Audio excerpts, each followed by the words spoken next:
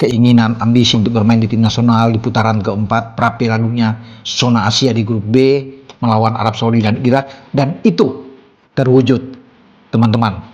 Patrick Kluivert sebagai pelatih kepala sudah mengumumkan Garuda calling 28 pemain. Ketika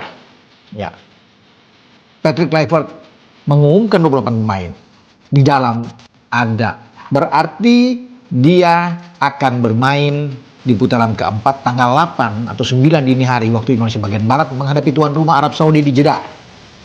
Kita akan melihat dua pertandingan terpenting dalam sejarah sepak bola Indonesia. Tentunya ini menarik kalau kita melihat para pemain yang baru saja di calling atau dipanggil oleh Patrick Kluivert.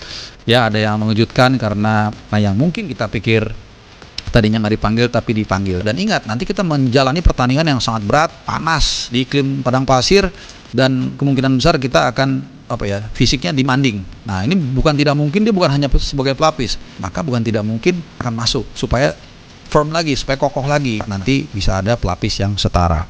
Nah,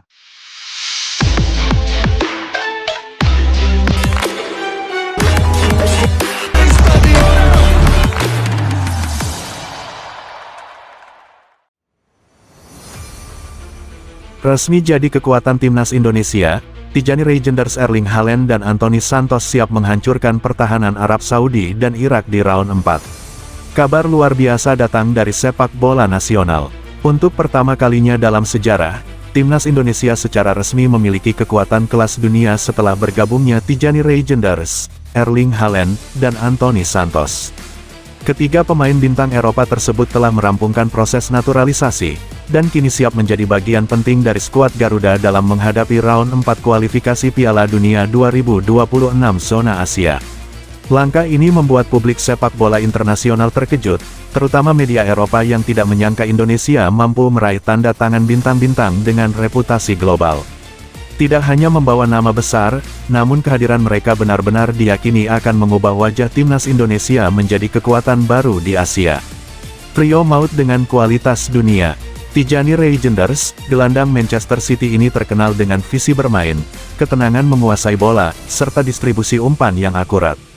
Ia diharapkan menjadi otak permainan Indonesia di lini tengah. Erling Haaland, penyerang Manchester City ini merupakan predator kelas dunia.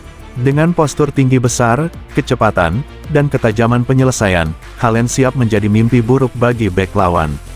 Anthony Santos, winger lincah milik Real Betis, terkenal dengan dribbling cepat, kecepatan akselerasi, dan skill individu yang sulit dihentikan. Ia akan menjadi pelengkap sempurna di sisi sayap Garuda. Kombinasi ketiganya membuat Indonesia kini tidak hanya bertumpu pada semangat juang, tetapi juga memiliki daya serang menakutkan yang setara dengan tim papan atas Asia. Target besar, hancurkan pertahanan Arab Saudi dan Irak. Di round 4, timnas Indonesia berada di grup berat bersama Arab Saudi dan Irak. Dua nama pertama, Saudi dan Irak, akan menjadi lawan langsung dalam perebutan tiket otomatis ke Piala Dunia.